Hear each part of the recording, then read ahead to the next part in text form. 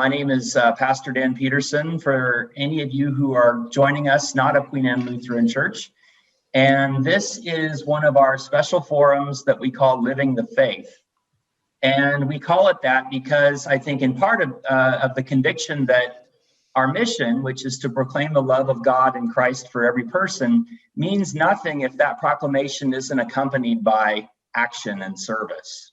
And so part of that involves the various ways that we do and might be able to do even more of supporting organizations that specialize in service to the community.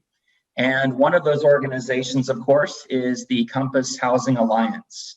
And so today we'll be joined by Liz Jarrard. She's the Director of Advancement for the Compass Housing Alliance, and then Jennifer Marquette, the Community Engagement Manager. This session will be recorded, so please be aware of that. If you have questions, I believe, I'll hand this over to Liz, but I believe it's okay if you ask them during the presentation, but we'll also take them by in the chat field if you'd like as well. So welcome, Liz and Jennifer. It's great to have you with us today. Thank you. Thank you for the warm welcome. Hello, everyone. Good morning. Yeah. So we have a presentation to show you the visuals that will aid what we're going to talk about today. And as Pastor Dan said, you're more than welcome to jump in with questions along the way. This could be casual. We will move through the material at a fairly good clip so that we make sure to have some time for questions at the end. So feel free to jump in, put in the chat, wait to the end, whatever you're comfortable with. Our objectives for sharing with you today is to help set the stage for understanding a little bit more about the state of homelessness in county. This is our area of service. We have properties from as far south as Renton to as far north as Shoreline, to help understand also some of the systemic causes of homelessness and what we understand to be some of the root factors that contribute to the homelessness that we experience, especially in our area.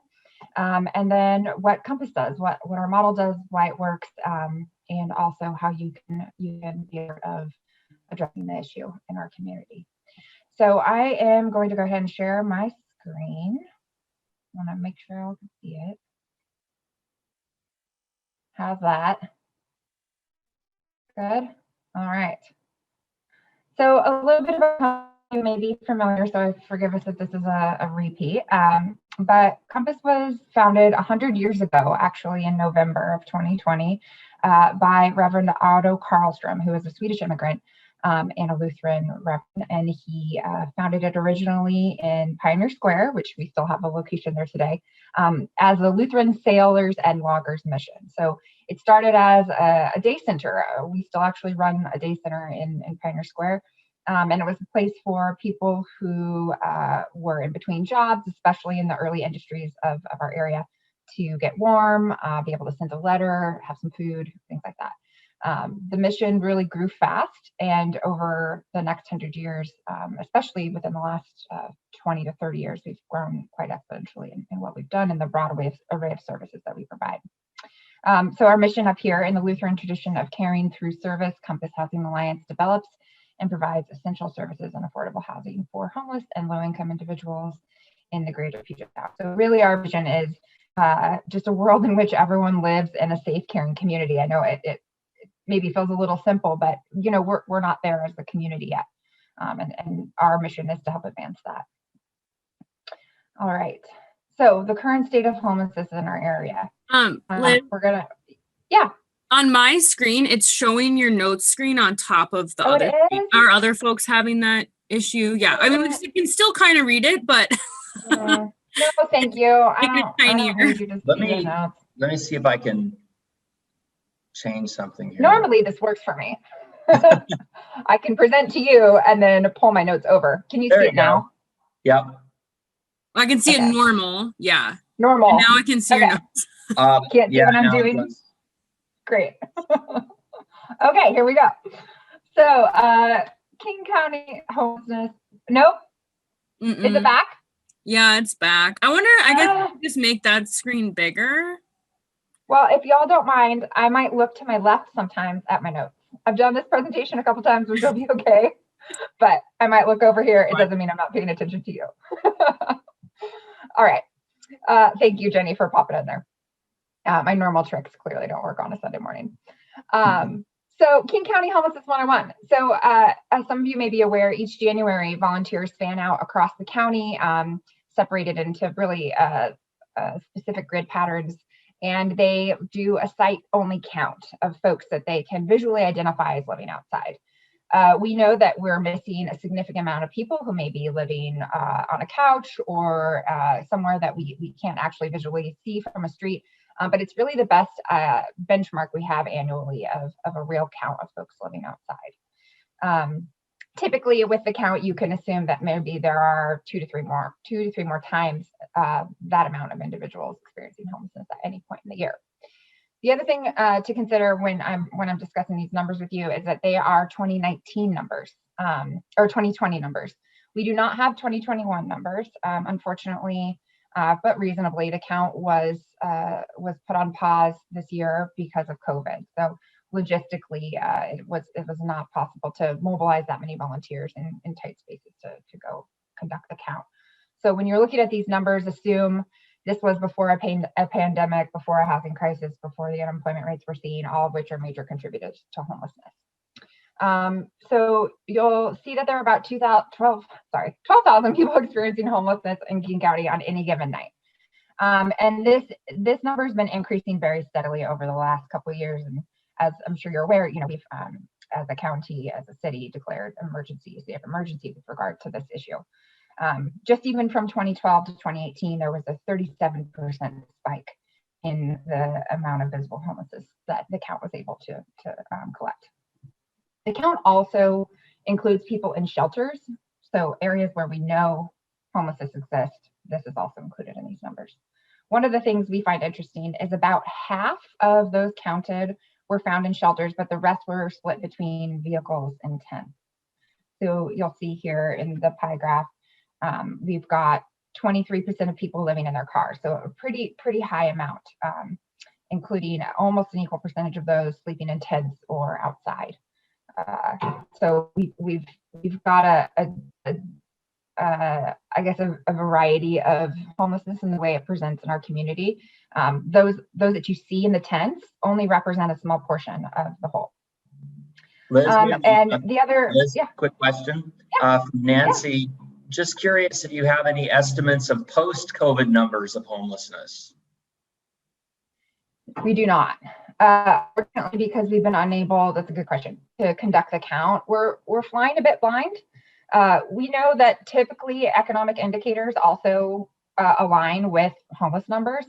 So we're seeing a large amount of instability for people who are already medically unstable, people who maybe work blue collar or frontline jobs that haven't been able to get their income or get most of their income. Now we do have an eviction moratorium, which is helping people stay in place. One of the things we're bracing for is when that moratorium ends, if there's not efficient measures put in to either relieve the tenants or the landlords of the debt that's incurring as this eviction moratorium goes on, we're worried we're going to see an explosion of homelessness, even worse than what we're seeing now.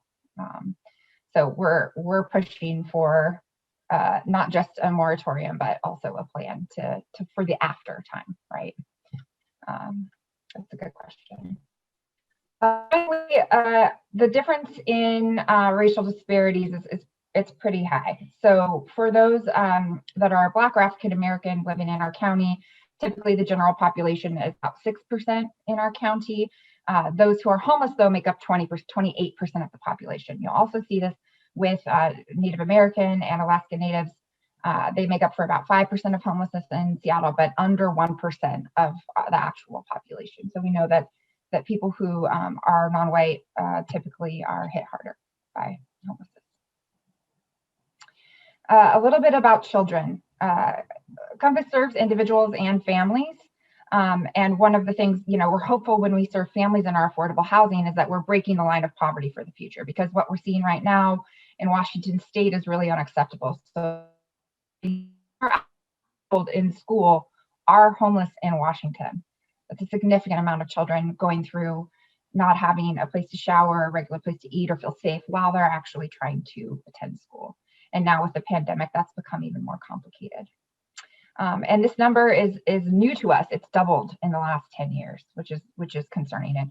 And some believe that maybe because of the affordable housing crisis, and as housing's become harder and harder to achieve with a working class or minimum wage job, that it's hitting people who are more vulnerable, like people with kids. And we're also seeing similar consistencies in racial disparities. So more than 60% of students experiencing homelessness in Washington State are students of color. And rounded out in the US, that's about 2.5 million estimated.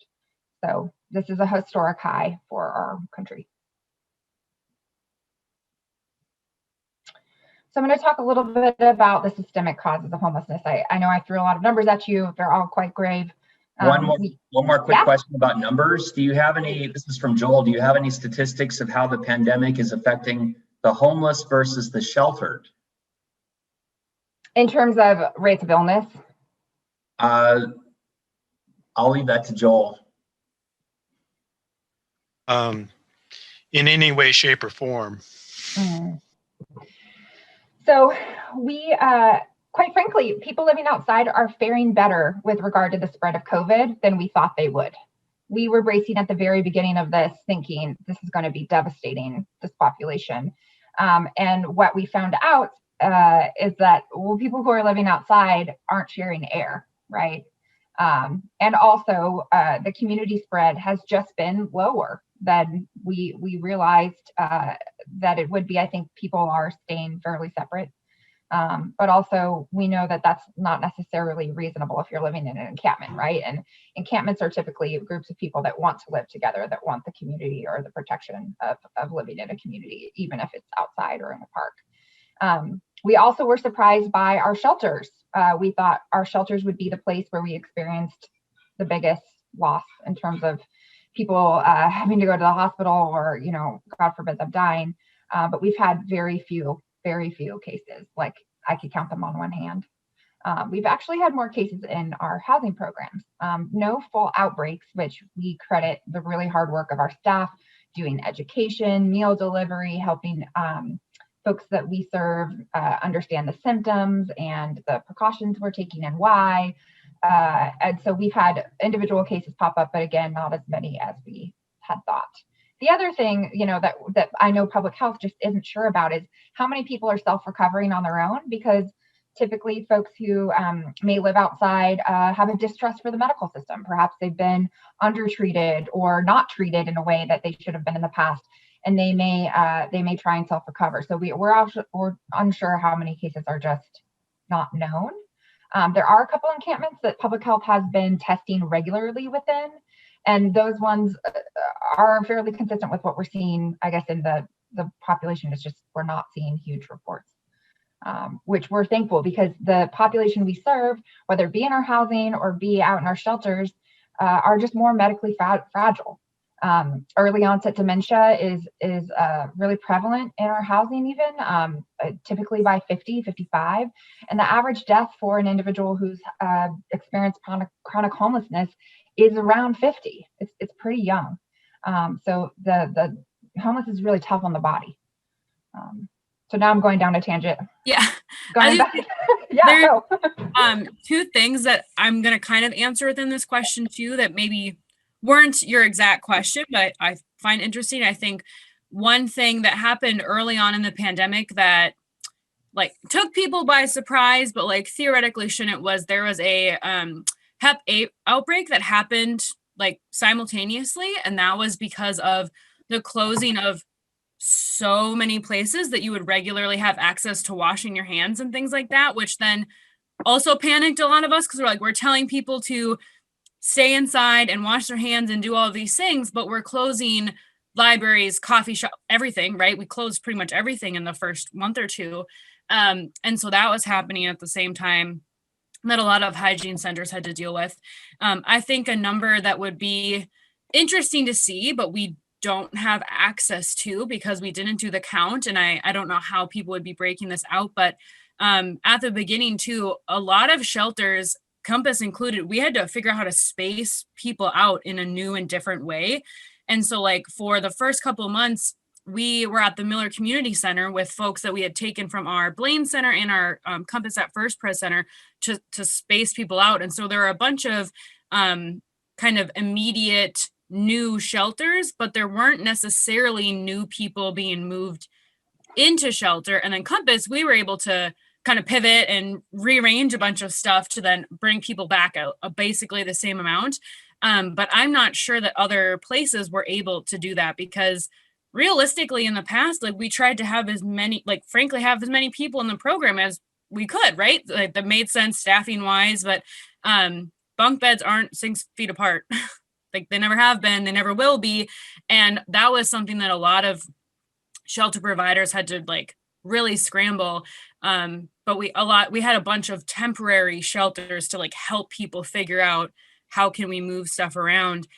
So that would have, if there would have been a way to find that number, watching the percentage of shelter versus unsheltered, I think would be really telling of this period of time, but we don't really have those numbers, and I don't know when we will, or if we will. Thank you very much. Yeah.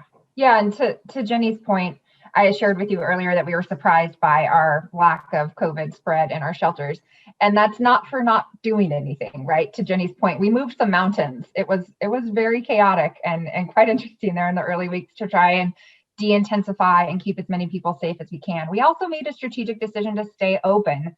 Our Compass Center in Pioneer Square that we've been there for decades and decades, as we watched Bread of Life mission close and UGM close their doors, we just, as a leadership team, couldn't stomach at least not trying to take as many measures as we could to stay open and stay safe to keep serving people.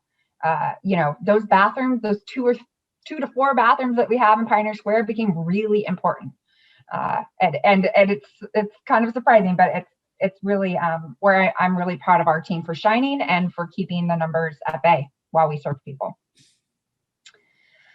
So 5 factors of homelessness. It's really hard to discuss in a soundbite all the kind of the roads that lead to homelessness. And we know for a lot of people that there's multiple factors that they experience that contributes to being housing unstable or becoming homeless for a period of life. Lack of affordable housing, we'll talk about it in a second in a little bit more detail. But if we had housing for people to live in, we would not be seeing the numbers we will. We would still probably have people living outside who may not want housing, but we would not be seeing the issues that we're seeing here in our community. Behavioral health is a big systemic factor. Individuals just lack access to necessary mental health care in our country. We deinstitutionalized in the 80s, and we haven't really put in place factors that help protect people and serve their mental health issues and substance abuse treatment issues since. Child welfare is also a big factor here. We have a high rate of homelessness amongst children, but also we see that the foster care system contributes to homelessness at an alarming rate. And with the prison to shelter to, foster care to shelter to prison cycle that we see, what we're seeing is the failure of large institutions, and they're meant to help, but they're also contributing due to, I think, the lack of investment and some of the ways in which their ability to help has been stripped over the years. Criminal justice, involvement with the criminal justice system absolutely inhibits people's ability to maintain housing or even achieve housing. And we know, most folks, we could probably do a whole separate talk on just the criminal justice system and how that contributes to vulnerability and oftentimes re-traumatizes people over time. Also may affect their ability to achieve employment. So lack of ability to access employment and a really large wage gap in our region are big barriers to homelessness. You have to have two full-time jobs worth of minimum wage in this area to afford rent. All of these areas we've seen over time in various studies are underpinned by systemic and institutional racism that have been turning through these systems over the years. You notice disproportionate rates of people of color and other people who may be vulnerable, like those who struggle with disabilities, all affected at a disproportionate rate when they're put in these systems. A little bit on lack of affordable housing, and I'll wrap my part. We know we need more housing in this area. We know that as rent has inclined, so has the rate in homelessness. And you can actually just overlay these two numbers over themselves. So orange you'll see is our one night count, that annual count we were talking about each year, and red is our median rent. And I don't think there's a stronger image than what this shows us about where we're at as a community and where we need to maybe go. There was a really great, if you Google a 2017 McKinsey study, and I can send it out later, they did a great job analyzing our specific issue in this area. And they found that we need about 13,600 more affordable housing units to achieve or meet demand. That was in 2017, so we can guess that's more now. That would cost maybe around 400 million. However, left unaddressed, their estimate was that our cost would be about $1.1 billion to the Seattle area economy should we not invest in affordable housing for people who need it. This expense would be due to extra policing, lost tourism, business, frequent hospitalization. It's very expensive to jail and hospitalize people. It's actually more expensive than to just give them housing, which Jenny will talk about later. One thing we also wanted to note here is that 47% as of 2016 of Seattle area renters are spending more than 30% of their income on rent. So that is well over a rent burden. So even if you're not actively homeless, you're actively rent burdened, which would potentially contribute to a lack of stability should you lose your job and be unable to afford your housing. I'm going to skip over this part. Basically, I know we're running a little short on time, but we know also that there's multiple reasons why people cite that they have become homeless or struggled with homelessness. And this is a quick report on a self-report of what were the factors that led to you becoming homeless. And you'll see that there's quite a lot of lack of income due to lost jobs, drug or alcohol abuse issues, PTSD, which we see usually connected to self-medication, like drug or alcohol abuse. Chronic health problems, pretty high, right? We have a very sick population. Any questions about that piece before we move on? Okay. Looks like Nancy has a question. Yeah. Nancy? Yeah, thanks so much for coming, Liz. We really appreciate this presentation. Yeah, so I lived in Pioneer Square for 5 years, just around the corner from Compass. So I've lived with these problems. I've seen them on a daily basis. So I just know there's been a lot of construction, new construction around affordable housing. So I don't read much about how that's affected the homeless. Has that helped, or is that more reaching out to people that are working at low incomes? That's a really good question. Yes, so not all affordable housing is designed for people who are actively homeless, but typically what you'll find in an average development, like perhaps one of ours, is that we go for having a mixed community. We find that our communities are healthier, and kind of the high tide raises all ships. We find that happens in our communities when we have a diverse group of residents. So typically what happens is we have some units that are set aside for people who can pay at a certain percentage of the median income. So typically units we build are from about 30% to about 60% of the area median income. So if you have a family of 4 and you make about 60% of what the area median income would normally be for a family of 4, you may qualify to move into one of our units. You may be living in your car and homeless and have a job and still, be actively looking for an apartment, or you may be very unstably housed and you may apply and you may get in that way.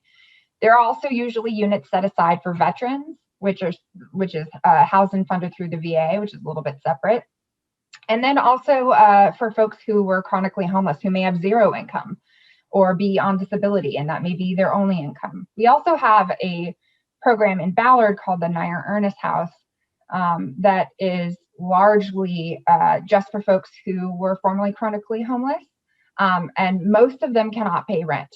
And so there's different levels of funding that we cobble together to meet those needs of the population. And it tends to depend on how we do the funding mix, what funding we're eligible to achieve. So when we go to apply for funding to build a program, we're competing against many, many other developers. There's not enough funding to go around. So it's a little bit funny that we're kind of in competition with our friends that are out here doing this mission with us. And their win is our win. So some of the great developments that we're seeing happen right now, we're very excited about. And we're interested in continuing to develop ourselves. So we brought a building online last year and the year before that, and we're looking to do some more development in the future. So it's really a mix. Cool. Great. I'm going to talk about compassy things now. So this is one of my favorite little graphs to throw up here, because I feel like people have ever taken like a Psych 101 class back in the day. You've probably seen this. So Maslow's hierarchy of needs, and the belief that you have to have your basic needs met first before you can continue to work on other areas of your life, right?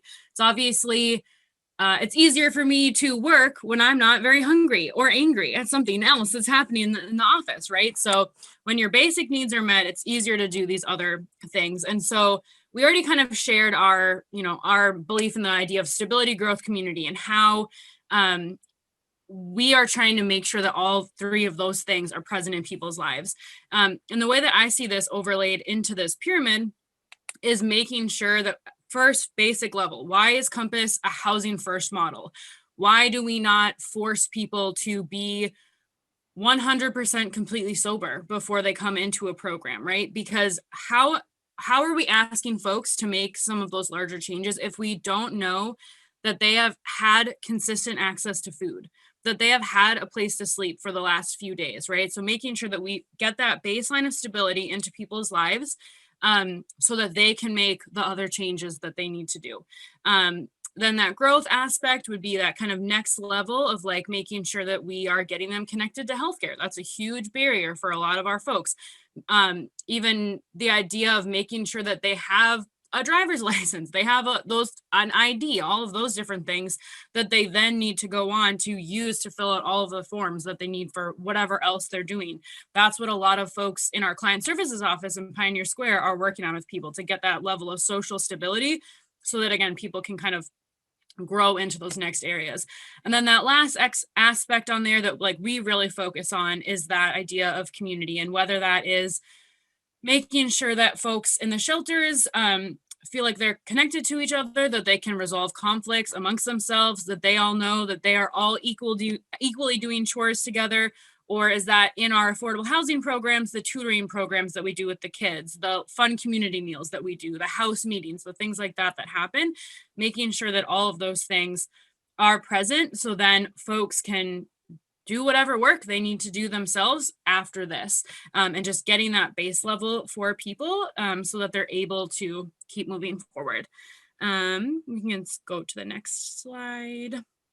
And then the theory of change, again, we're overlaying this with the stability, growth, community. Like that is kind of our little mantra, and making sure that all of these things are done through the lens of trauma-informed care, realizing that there are so many things present in the folks that we're trying to serve's lives that if we aren't aware of past situations that have happened to them, or the awareness that something could have happened, that we are not able to properly move forward, that our housing services are set up in a way that aren't re-traumatizing to people, that when we're doing house checks, it's not a angry police officer who's knocking at a door, because that's very re-traumatizing to someone. That's in our Veterans Center, making sure that we aren't, playing loud, wild video games that mimic shooting if people have severe PTSD, making sure that we're aware of these issues that folks have so that we can best be serving. And go to the next one. And so then this is a little breakdown more about Compass specifically. So there's kind of two big realms that we work in. One of those areas is going to be emergency programs. And so when folks say emergency programs, what we really mean is serving like folks in shelter or unsheltered folks. That's kind of what that means. And so we have 3 24-hour shelters. They're all enhanced program models. So that means there's always a case manager on site. There's meals provided. People don't have to wait in line to get their bed that they know where they're going to be sleeping. They can store their belongings there. They don't have to worry about, oh, I work a night shift at a restaurant, which means I get off at midnight. Even if I get to a regular shelter in time, they're going to kick me out at 6 a.m. Like that's not going to happen at a 24-hour program, so that folks can continue with their employment or whatever else it was that they were doing. And then we also have our Pioneer Square building, like Liz already chatted about, and that really is like our big services hub. And this serves a lot of folks who are unsheltered. And so in the basement of that building, we have our hygiene center that provides free showers, restrooms, and laundry services to folks. We also have our client services office, which I just mentioned, that provides mail and banking services. And to our knowledge, this is the only program like it in the country where folks can list 77 as their mailing address, which then also means that they're able to get ID that they then need to fill out those other forms, that here in Washington, they're able to vote, that they can open up a bank account, even though they don't have, a proof of address or whatever they might need if they're trying to go into a traditional bank.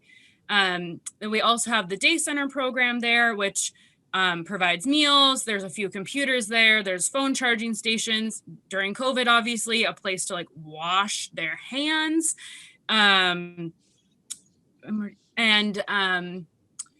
So those are kind of the 3 open to the public, completely public services that are in that building. The other kind of big area that Compass works in is going to be housing programs. And again, we kind of have a variety there, but most of what our focus there is going to be permanent, affordable, supportive housing. And so the supportive housing aspect is really important because for a long time,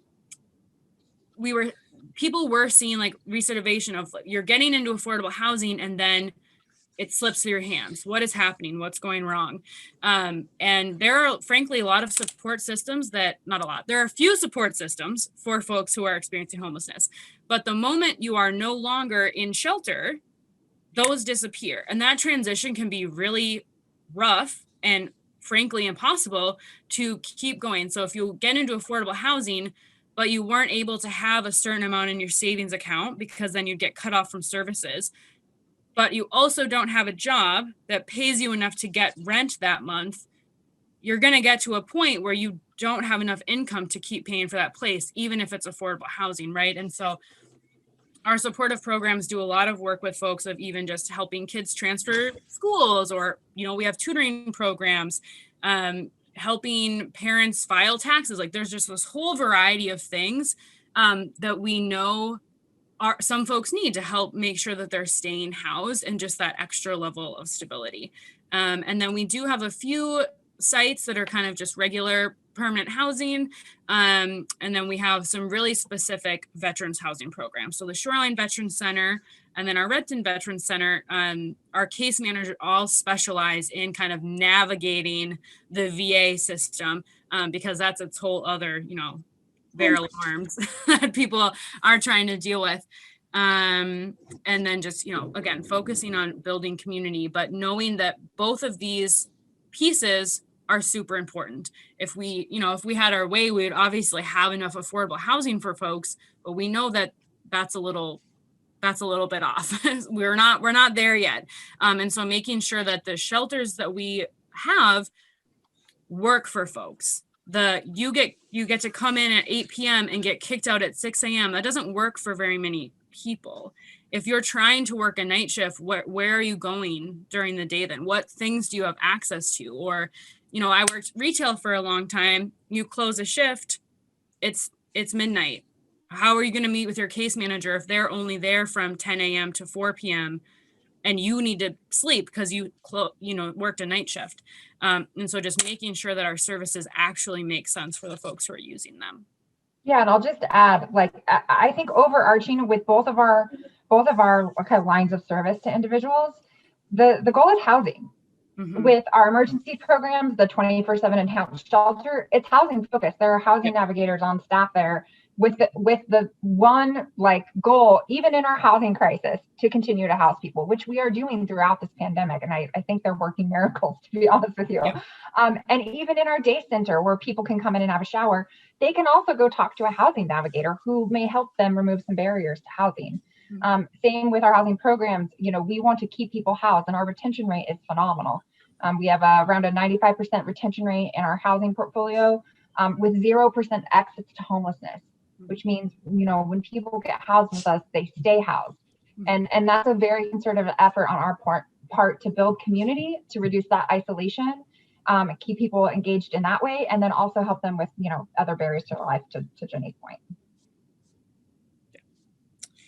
Oh, I kind of already talked about this, but permanent supportive housing. Yeah, we can skip that. And then this is what we were mentioning earlier, of the idea of providing housing versus kind of continuing with what we are doing in terms of, I don't know, like letting homelessness exist the way that it does now, and how much that costs. And you can see kind of frankly, the huge difference in price, right? Like if we were providing housing for people, we would spend significantly less money as a society trying to actually help folks, and they would actually be getting help. Like once our prison system is not particularly great at helping rehabilitate folks, it really just holds them for a time and place and provides not a lot of services, right? And so then there's a continued cycle that obviously costs more money the more services you use. And so if we're providing housing, like it just like if you're looking at it from a business lens, that's truly the way to go, because then you'd eventually stop spending as much money on shelter. You'd be spending less money on all of your housing navigators, all of your case managers, all of your counselors, because folks are in supportive housing. And there's, a few case managers there that are doing that. But like Compass on Dexter, which is an affordable housing site, we have 2 case managers there.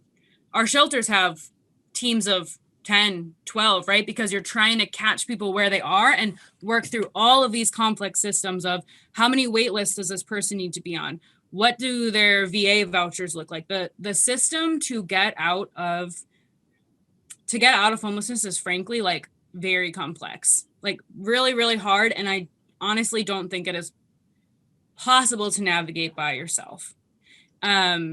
And so that's why we need so many support systems in the shelters, versus once you're in housing, like a good chunk of those barriers are gone. I see a hand up. Yeah, my name is Bruce. I just wanted to add, I've had the privilege of serving at the Client Services Office in Pioneer Square as a volunteer, and to see the power of somebody receiving and sending U.S. mail, somebody standing in line at a bank window, having their own savings account, the things that I've seen happen from a volunteer's perspective, which creates credibility and gives people a place, is simply overwhelming. So the comment that Liz had made earlier, and Jen as well, that it's the only one known in the U.S. That reaches out in such a way, and the risk reward is off the charts as it relates to reward. Thank you. I do want to note about this graph. So these are national numbers.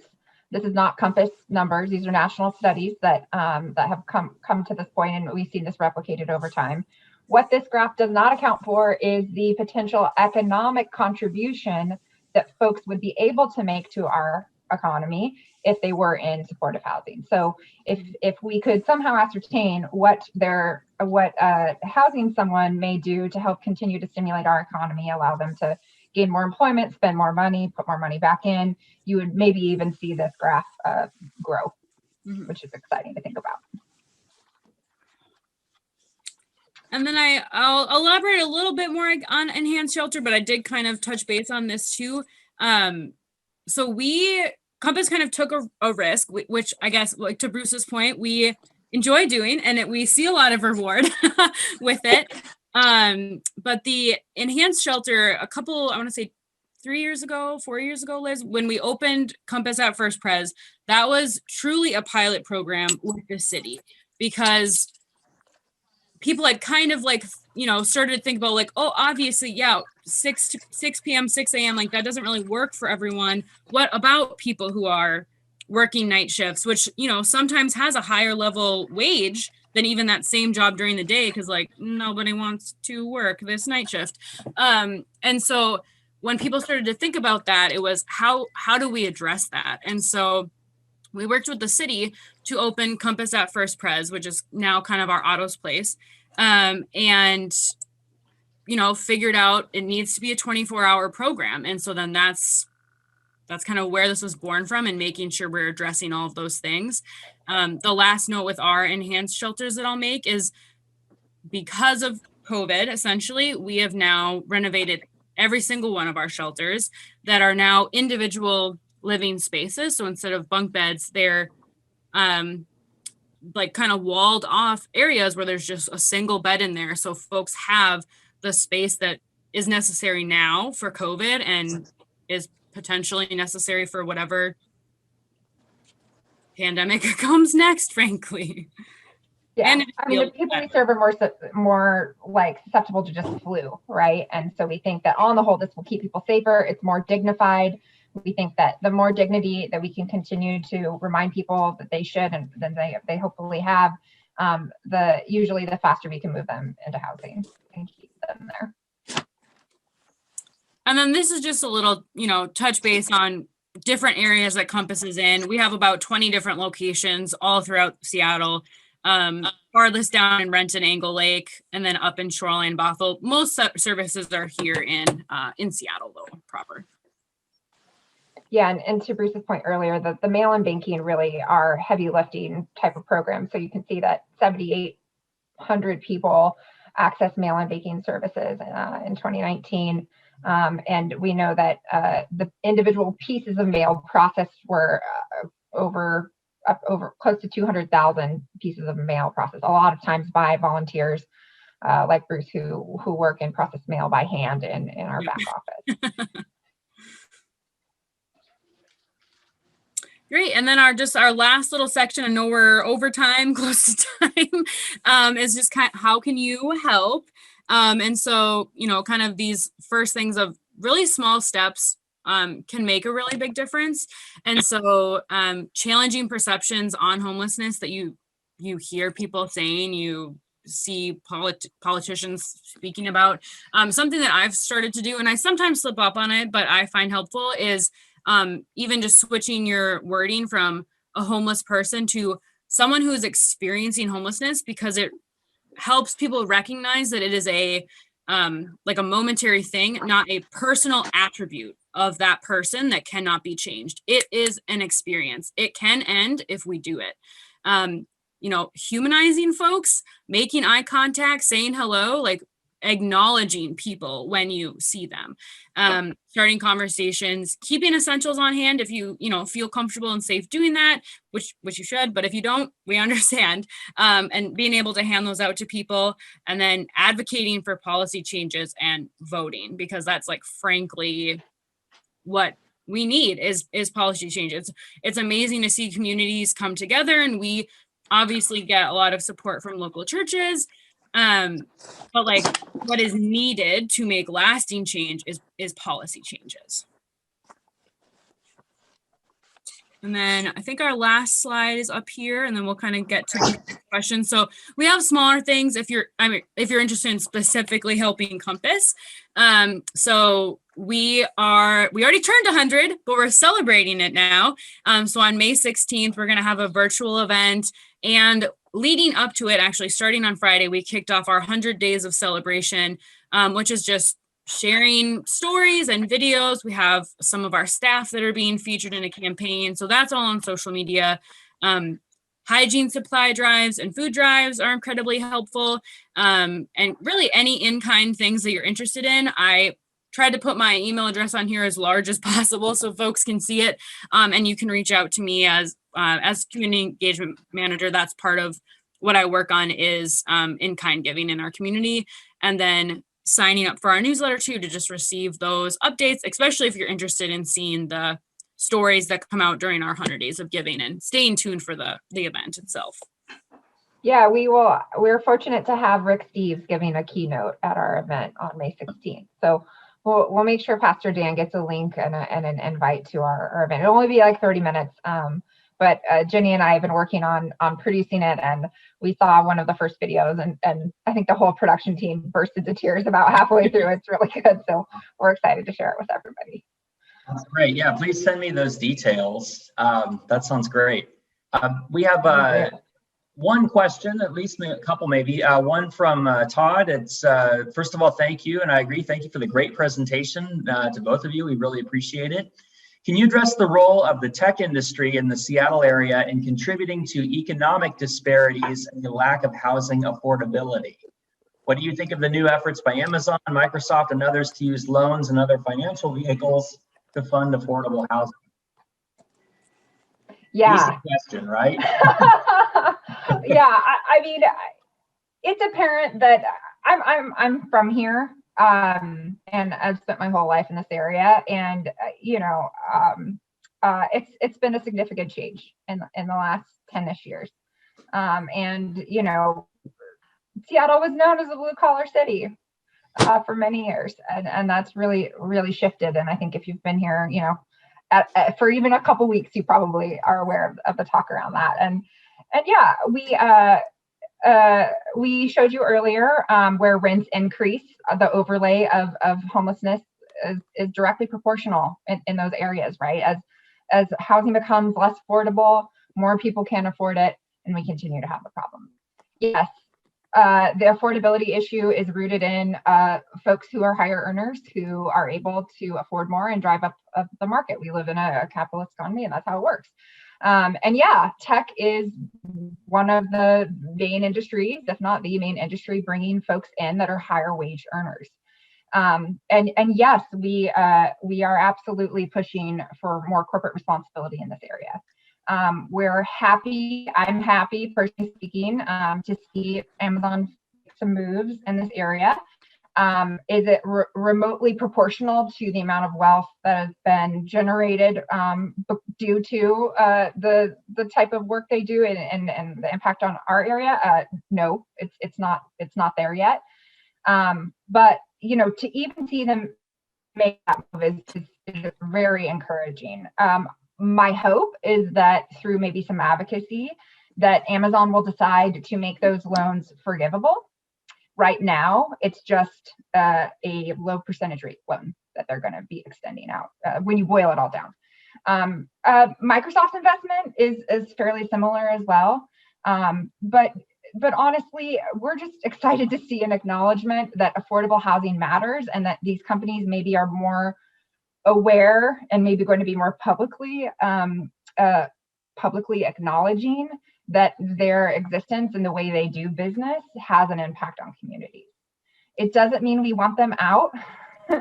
It means we need to kind of adjust to what this new wealth and new industry has brought the city. It's not all bad, but it's created an imbalance that we hopefully want to help right. And my hope is that we can continue to partner with corporations to do that. We are talking to Amazon, we are talking with Microsoft. We have board members who, are part of those organizations. And so I'm encouraged by that. Do I wish it happened faster and maybe more willingly? Yeah. Is that fair? Do you have any more thoughts or questions about that, Todd? No, and I didn't mean to make Pastor Dan carry my water on that one. I in full disclosure, I pay a lot of attention to this area in my day job. So it's just a matter of a lot of interest to me, but very interesting to hear specifically also on the timing. I think you're right.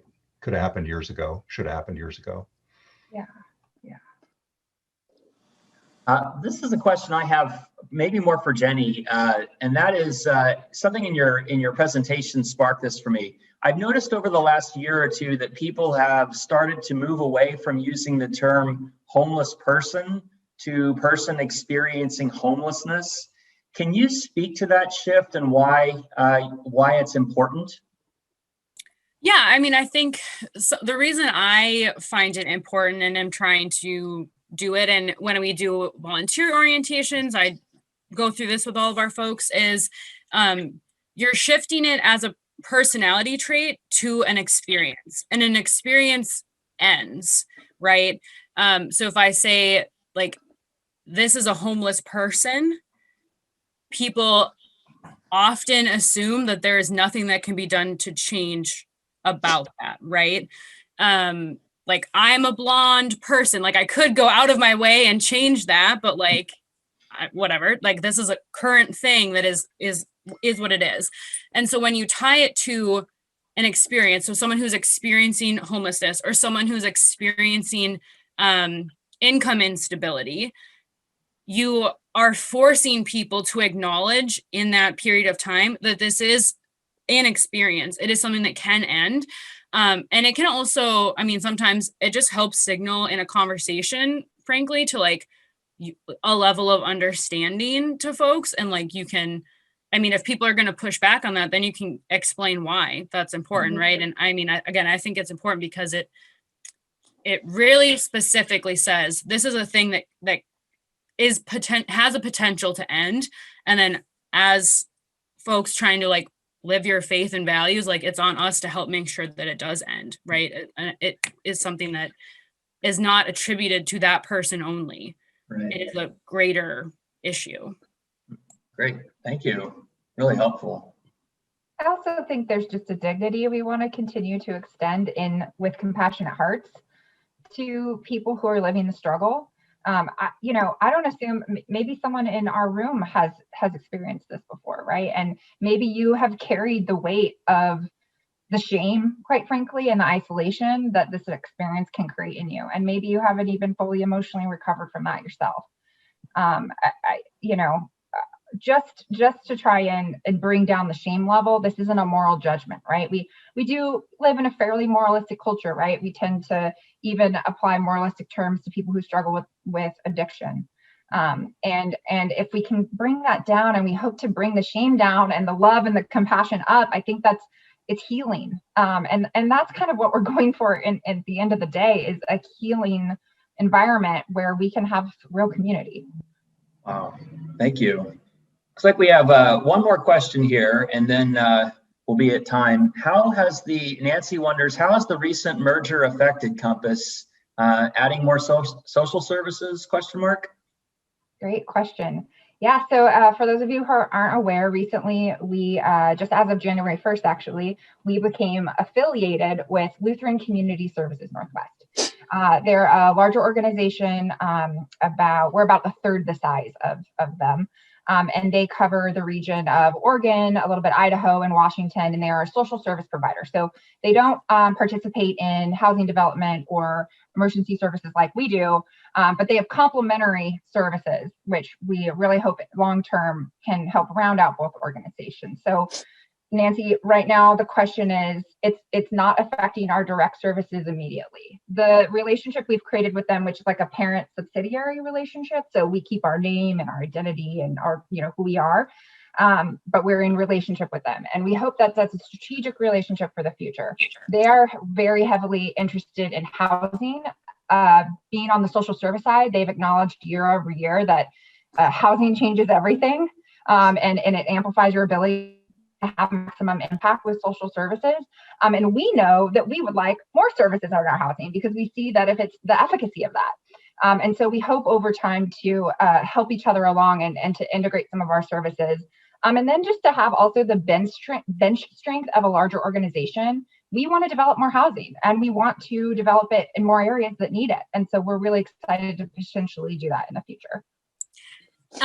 Can I share one quick little fun fact that it hasn't necessarily affected Compass, but in terms of us doing research for our centennial, we realized that Compass and LCS were originally founded by the same person, because Otto Karlstrom, who founded Compass back as the Lutheran Sailors mission, he also founded the Tacoma Compass mission, which then eventually turned into the Tacoma Welfare Society, I think. And then that turned into Lutheran Community Services. So weird, fun, bringing back together of something that someone created 100 years ago. And it's happening in our 100th year. I think is very cool. I'm like obsessed with reading about Otto Karlstrom now. Yeah. The other weird thing Jenny and I experienced was, you know, we're experiencing this pandemic while we're supposed to be doing this big celebration, and we've had to pivot to find a way to honor our centennial with such limitations that we've been experiencing. But also, Compass was founded on the heels of the Spanish flu pandemic. So to be 100 years out and be experiencing our next pandemic and still serving people in the way that Otto and the early Lutheran ministry's heart were to serve is for something for her and I that we hold, you know, very tight to our hearts. Cool. It makes me wonder, 103 years ago, 2 or 3 years ago, our church was founded by Pastor Jesse Flieger, and it makes me wonder if these two clergy were able to work together in a way that it would be great if they did, because it just means that we've had this ongoing relationship with Compass for over 100 years, perhaps. So, it would depend on if your founder was Swedish or Norwegian, because that was like a real point of contention 100 years ago in what I'm reading. So if they're Swedish, probably. If they're Norwegian, I don't know. All right. We'll have to look into that. But either way, we're glad to be working with you now and supporting the work that you do. Thank you, Liz and Jennifer, both for being here. This was a fantastic conversation. We at Queen Anne Lutheran have our coffee hour at 11:30, so we invite anybody to join us then.